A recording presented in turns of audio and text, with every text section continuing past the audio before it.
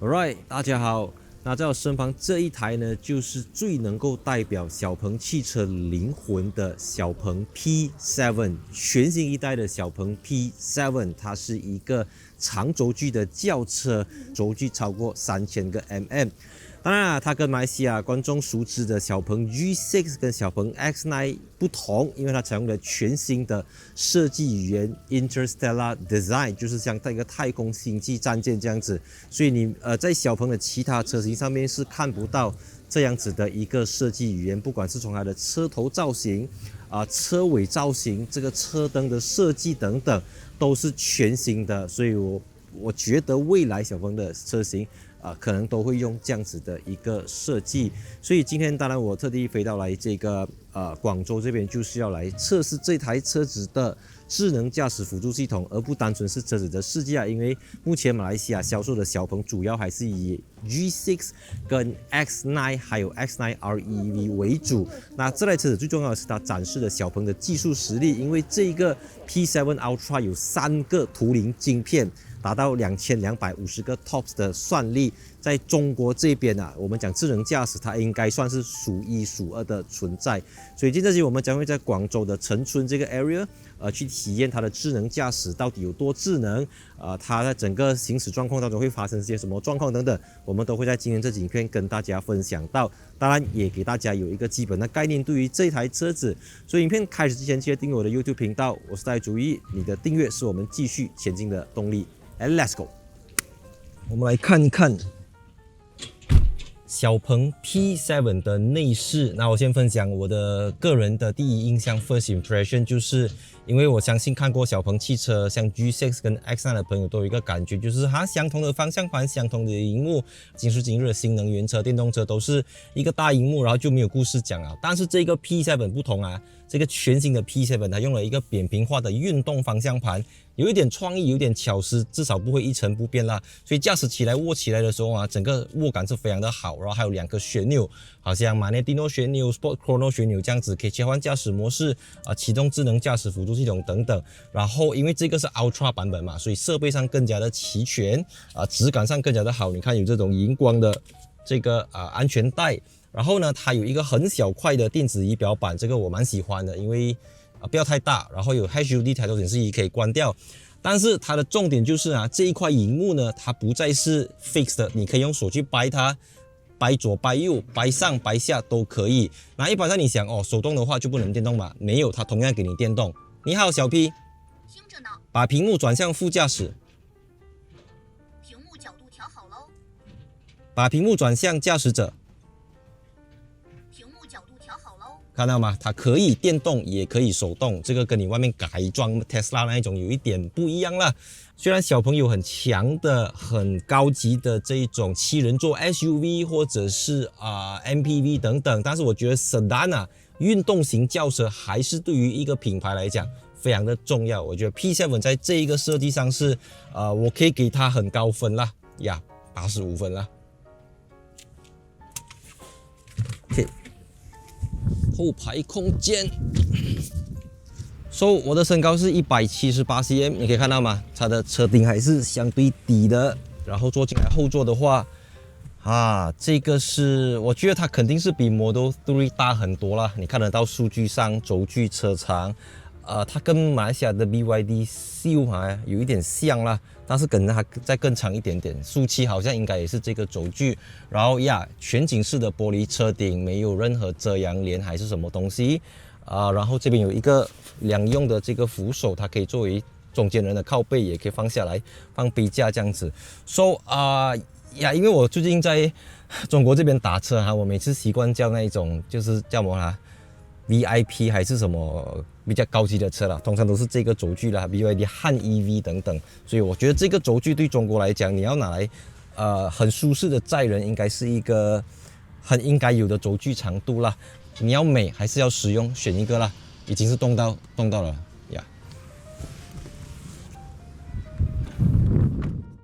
OK， 大家好，那我们现在就已经启动了这个小鹏 P7 最新的智能驾驶辅助系统，所以我们就从这个小鹏汽车的总部大楼这边出发大概是全长20多分钟，然后这边就不是 highway 啦，这边就是一般的道路，所以他看到红绿灯他会停下来，然后你注意看这个荧幕这边呢，它是有2个界面的，左边这个你按下它就完全是这个智能驾驶啊，有感应器扫描等等，然后再按下这个就是导航地图，所以导航地图跟这个智能驾驶辅助的地图是不同的啦，它不是地图啦，总之它就是一个实时预警的。哇，你看前面那台，哇，几个轮？246个轮的，我们之前在香港有看到啦，后面应该是可以装那个飞行器的。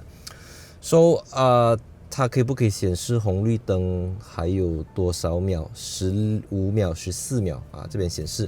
所以因为中国这边用的这个是高德地图，然后有中国的卫星等等，所以你在等红绿灯，你是可以透过导航地图知道红绿灯还有多少秒。因为法规限制呢，基本上我的双手是不建议离开方向盘，所以我就轻轻的就是在旁边待命了。OK， 我不要干扰它，我不要去干预它。OK， 你看现在这样子博弈的场面 ，OK， 很聪明，很像是人会做的事情。然后 OK， 它就慢慢的加速。那限速的话呢，它一般上会根据当地的这个限速来设置了，好像现在它是限速60，因为它侦测到这边这个区域只可以开60，那它就会自己斟酌看要怎样去调整这个速度。那等下前面我们要左拐 ，OK， 我们看它怎么样反应。那左边的车要不要让？它不要让，它要不要让？其实都还可以，因为这边有3条车道都是要往左边去的，往右边呢在那边。OK， 所以当然这个 left hand drive 我不是很抓到它的那个车道要怎么样去排，然后 OK， 这个 signal 灯是他自己打的不是我打的OK， 我的脚也没有放在加速踏板，我的脚也没有放在刹车踏板。当然这种智能驾驶有时候就是比如说我前面有一辆货车，有一辆 van， 还是有什么时候正常，如果我的逻辑思维啦，我一定是去快车道超车了，我不会傻傻跟在他后面啦，所以这个可能过后会有狂暴模式的智能驾驶，但目前来讲它就是以一个比较安全，以一个比较小心的姿态在行驶这样子。然后我前面有一辆公交车，然后我们来看它会怎么样反应。OK， 那公交车肯定开得很慢很慢它是一个有双排的，又有黄牌又有绿牌，应该是电动的巴士。OK， 他准备要离开公交车后面，那至少他知道公交车真的是很慢，所以他完全没有想要待在公交车的后面。So， 那这个时候呢，这边的限速是40。OK， 他自己打讯号灯，因为我们再过一下子，我们就要743米，我们就要转右边下去这个高架桥，还是高速公路。OK， 我们就继续行驶。OK， 自己打讯号灯，自己切换车道。这个时候我们就要直走，然后他又打讯号灯要出。OK， 要出去，这个车要进来，我要出去，怎么办？如果是我开车，我已经出去了，但是他要慢一下。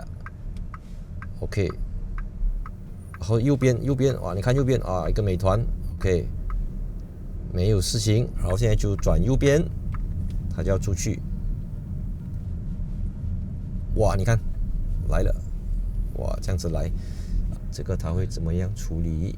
他会慢，识别中。无车牌扫码入场因为我们现在试驾的这一台是算是马来西亚叫什么？我们叫 pre-register car， 就是还没有注册的车辆，没有车牌的车辆啦。但是它是有车牌的只是它没有正式的车牌。OK， 扫码之后我们就可以进入这个叫什么地方？汇景路。OK， 哇，有减速带，它没有踩刹车。等下又多一个减速带，它有没有踩刹车？OK， 我蛮意外他没有踩刹车，又还有一个减速带，他有没有刹车？也没有。那坦白讲，现在才是我真正在驾驶这台车子，从刚才出来到现在都是电脑在开，不是我在开。加速 ，OK， 刹车。当然我们知道电动车它会有那个 regeneration， 就是它会有回电，所以一般上刹车都不会像汽油车这么直接这么自然，跑不掉的。 OK， 所以它也是差不多一样，所以当你点刹车的时候，那个 timing 要拿捏好。当然车子一样有提供非常多的这个驾驶模式，有舒适模式，全部东西都可以去调整，还有运动模式、节能模式等等。我就稍微 try 一下运动模式，OK， 运动模式它会变成整个转向力度都会很硬，然后你会 feel 到整个悬挂的这个设定也不同。我先自己开，我先自己感受一下加速感。我开慢慢 OK， 我们先来感受一下这个运动模式的 P7 四轮驱动。 3, 2, 1 Go。 我的行李箱 OK， 当然0到100 3点多秒，这个加速能力肯定不在话下。好了，我们就言归正传，启动这个 NGP 导航。 OK， 这个也是一个非常要小心的地方，因为会有匝道，就是会有车子出来，然后它已经自己回避，自己跑去这个左边的快车道。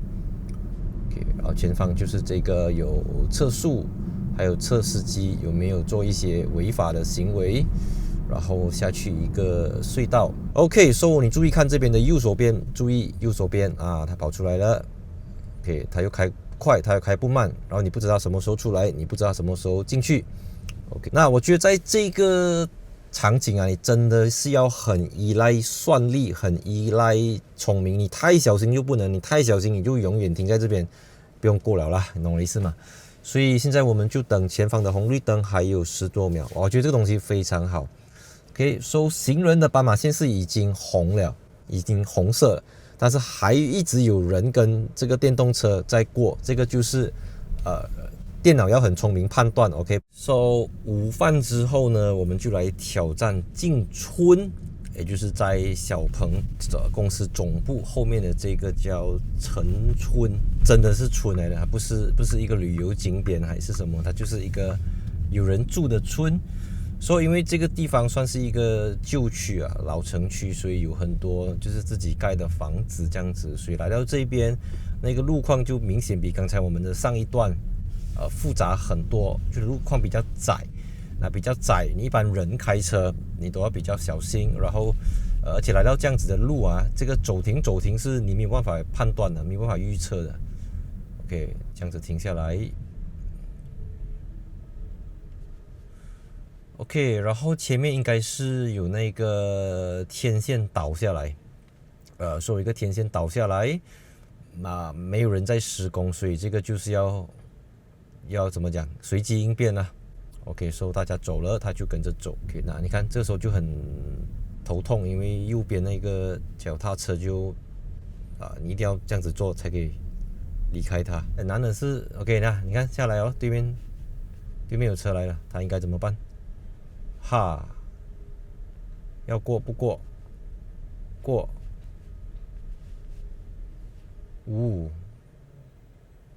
OK， 因为那个左边的车动了，所以他也不敢再往前，但是还是过了。我觉得像刚才那个情况啊，就是无路可退。可能一些驾驶他会中断，叫你司机几个잡상啊，自己解决啦。但是他 OK， 我觉得他可以，就是这很难的，懂吗？因为你智能驾驶，你要判断，你要预判人家的预判，你要对面的人不知道你要做什么，所以现在是什么情况我也搞不清楚，因为好像有人要上货还是下货这样子，就干等了。因为他要 OK， 他要倒车，这个城市环卫，所以理论上我是应该要。你看 ，OK， 他不走，我加速 ，OK， 你看到吗？他就傻傻的跟在这个后面，然后我现在后面又有这个大军，因为这本来不是一条他应该停在这边的 ，OK， 所以不是车的问题，是他不应该停在这边，就算他要停，他打个讯号灯，像刚才这样子，他就会自己过。好，现在这个情况，我就被迫要接管，不然他停到明天，我也停到明天。给我稍微点油门，他会不会去前面？他还真的去前面 ，OK， 没有办法，我需要踩刹车，中断他，然后左边有人在拉货 OK， 等一下，哇，我觉得他10分不应该停在这个地方，真的是做到我。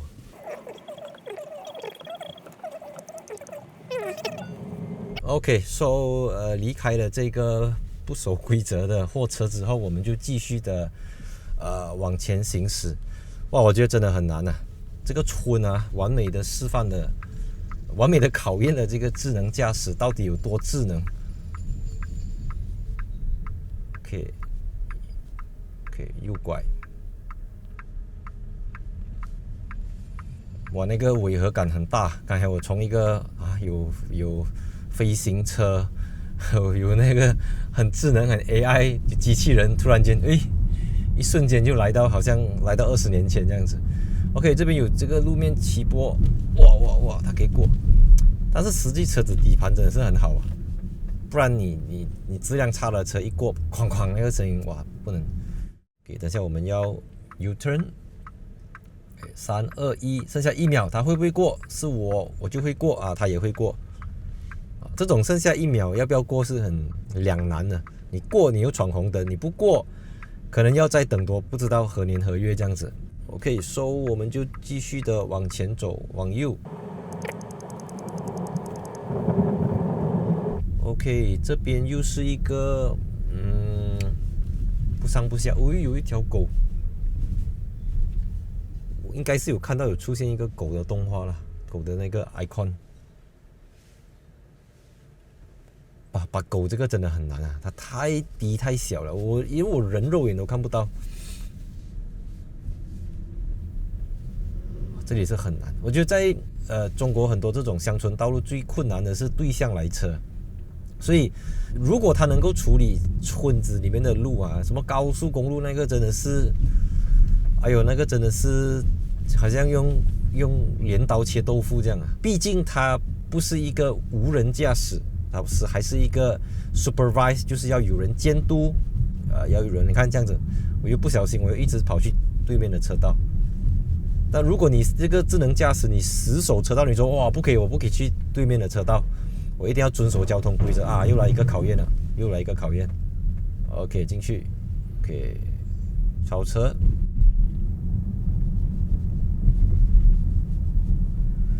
小鹏的智能驾驶啊，他知道自己在干什么，他不是死的跟着规则，因为你要应变的，你这个系统它真的要很果断哈，因为有时候当事情发生了当下，你没有时间思考，你没有时间去反应，万一有什么东西的话，那个责任还是回到驾驶者，所以你还是随时准备，脚要预留时间。准备要踩下刹车或者方向盘准备要摆这样子，我觉得距离那个可以不用管它的状态应该不远了。OK， 当然在中国有一些地方特定的区域特定的车种它可以做到无人驾驶。OK， 所以前方就进入堵车的这个状态。本来是结束，但是我想要补充多一段作为一个结尾，因为刚才有经历了几个我没有拍到啦，就是你的脚就是要踩下去那个刹车，或者你要掰那个方向盘啊。但是我对它有信心，所以我的手一直都处于这个状态。因为我觉得那个减速的点很重要啊，就是它遇到一些轿车也好，电动车也好，它来的时候啊，它不会重刹，它不会幽灵刹车，因为它还很有礼貌，它会打灯。啊，你看对面有车来，我都不知道这条是什么道路，哇！OK， 你自己开你都不知道你在干嘛现在。然后这个路是怎样直走？哦，因为它切开这个路。